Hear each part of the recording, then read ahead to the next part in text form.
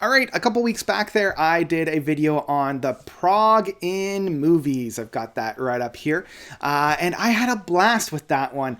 And immediately after I hit post, I was like, oh, I forgot a bunch. So this video is going to be kind of a little bit of a two-part. The first part is going to be those Prog in movies that I forgot or that people have brought to me. And then the second one is going to be me looking at some Prog in TV shows that, once I put it out in terms of movies, I'm like, well, what are some moments in TV shows? And actually, much like the Prog in movies that I did where it was like one band that was in several movies, this time I'm going to do one show that has a lot of prog in it. Because, the more I thought about it, the more I'm like, wow, this show has a lot of prog references in it. So, much like the first one, this is when either prog is mentioned or provided directly in the soundtrack. So either a character mentions prog or talks about prog, or the soundtrack has prog elements. Now, this won't have a prog score.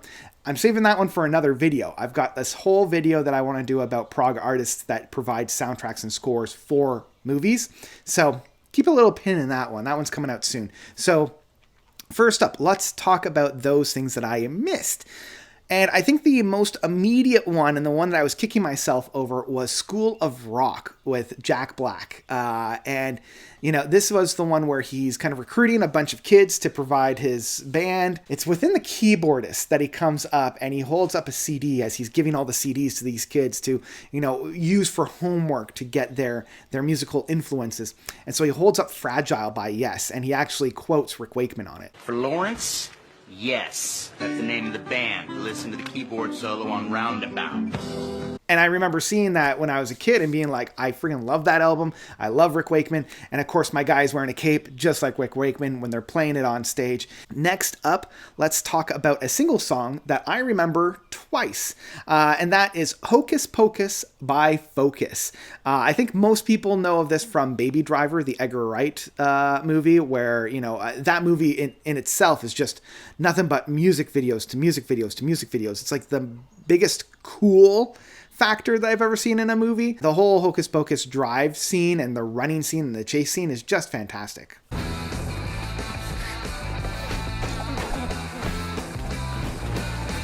Baby Driver is actually a really good film if you're studying sound mixing, because whenever one of Baby's earbuds pops out, it only goes to the one channel. And when he puts it back in, it goes back. And so, it's one of those, you got to pay attention to the sound mixing in that movie. It's just stellar. Drop your weapon!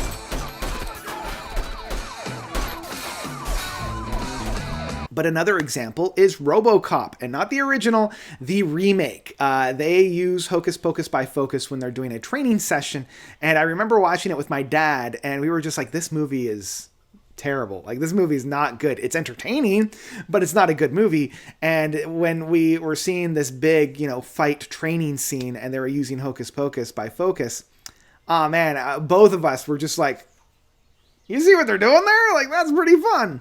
I've been through a lot.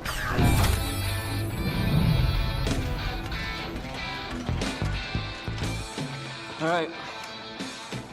Okay, another one that I missed was Peter Gabriel. Now, I left this one off only because it wasn't technically a prog track, but I figured because, I included the American Psycho one where Christian Bale's character was like, do you like Phil Collins? He does talk about, the prog aspect of it. But let's talk about Peter Gabriel with his track In Your Eyes from Say Anything. I think this is one of those like drilled into our consciousness scenes within our culture, where the guy's standing there with the big boombox playing In Your Eyes. And the only reason why I left that out was I didn't feel like that was prog. It was just an artist who dabbled in prog, being Peter Gabriel, that, it's one of his biggest pop hits. So, this one's kind of like a little bit of an asterisk on there. It's just a little bit of an asterisk.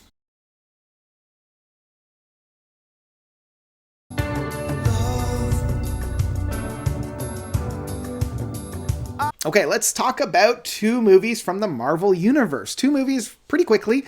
Doctor Strange and The Eternals. Both of them have Pink Floyd songs.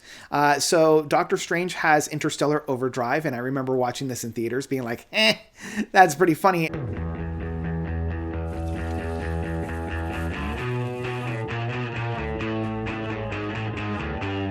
And even like, you know, Doctor Strange is wearing a Sid Barrett t-shirt. I'm like, that's my guy. That's my guy. And in Eternals, they have Time from Dark Side of the Moon.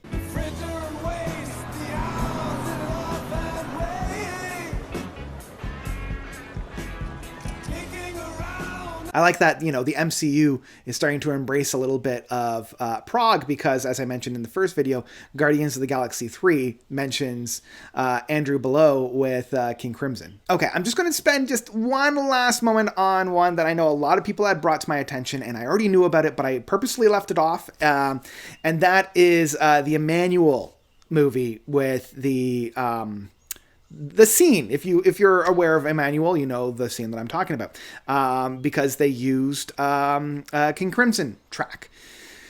And the reason why I left it off was I don't like the scene. It depicts things that I don't particularly like to see in movies, and they never got clearance or permission from Robert Fripp, and Robert Fripp legitimately sued the filmmakers for that, and they settled out of court. So I don't want to give any credence to that. I don't want to acknowledge too much about that. All I want to say about it was unnecessary.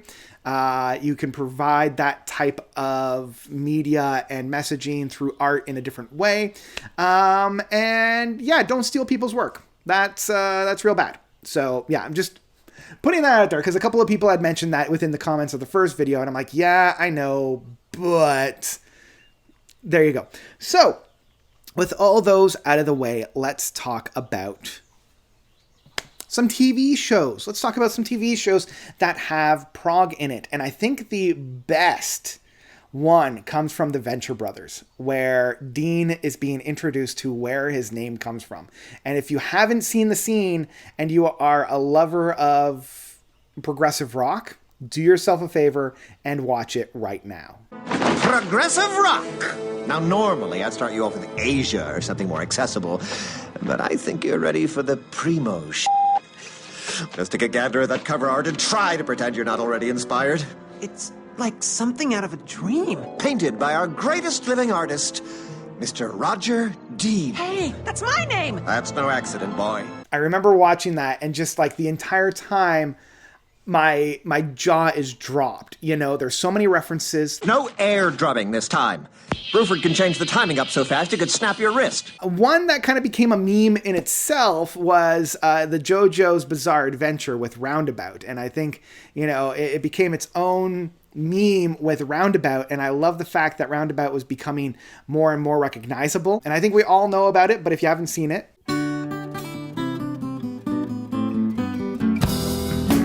you have now. So yeah, it's a lot of fun, and I love that it spawned, you know, so many different memes. Another one is Supernatural. They use Kansas with Carry On My Wayward Son as practically their theme song. You know, that thing follows them around throughout their, 15, 16, 17, however many seasons that the show had. Even gets to the point where it gets parodied in one of their own episodes. What she said.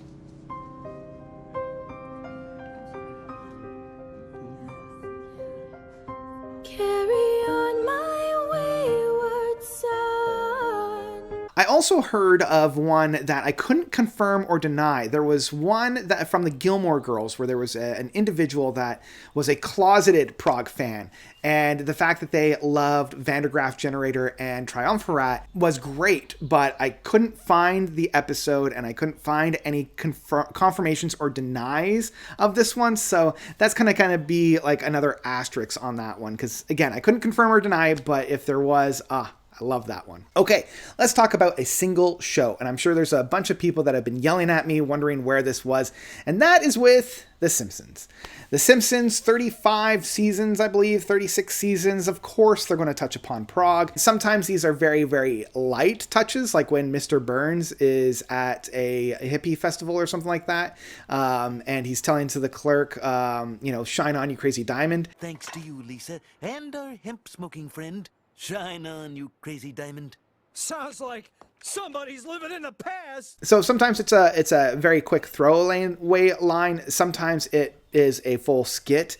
I'm thinking of, you know, the Genesis. Apu leaving is the best thing that ever happened to this band. We're gonna be like Genesis after Peter Gabriel left. You mean more popular but not as good? Phil Collins' era Genesis is not as good, huh? No reply at all? Land of confusion? Throwing it all away? Illegal alien? I can't dance? And I'm sure I don't need to mention invisible touch?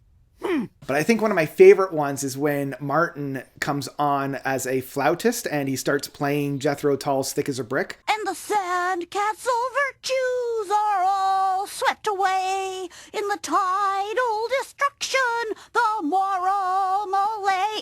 Oh!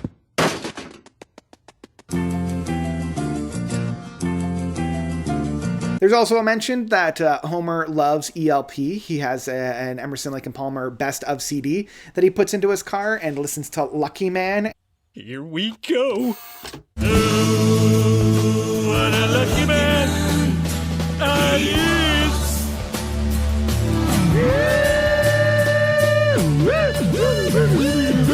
Another one is when Peter Frampton comes on for the Hullabalooza? I think it is, where there's like the Smashing Pumpkins, Peter Frampton, I think Cypress Hill even makes an appointment or an appearance. Like that's the Cannonball Homer, right? Where he gets hit in the stomach by an inflatable pig, and then Peter Frampton comes out and says, Oh man, here goes Peter Frampton's big finale. He's gonna be pissed off. You're damn right I'm gonna be pissed off. I bought that pig at Pink Floyd's yard sale. Now, I do have a little sticking point because he really should have said, I got that at Roger Waters' garage sale rather than Pink Floyd's garage sale, but I get it. You want to make it be accessible, and people that aren't in the know would be like, well, who's Roger Waters? But if you say Pink Floyd, they're immediately like, oh yes, there's the pig. I gotcha. Okay, to end this all off, I think one of my favorite jokes from The Simpsons is when Bart changes the music sheets in church to In-A-Gadda-Da-Vida, and it masquerades it as In the Garden of Eden, and it just provides such a great scene. In the Garden of Eden by I, Ron Butterfly. I think my favorite point is when Reverend Lovejoy is just like, wait a minute, this sounds like rock and or roll. Wait a minute, this sounds like rock and or roll.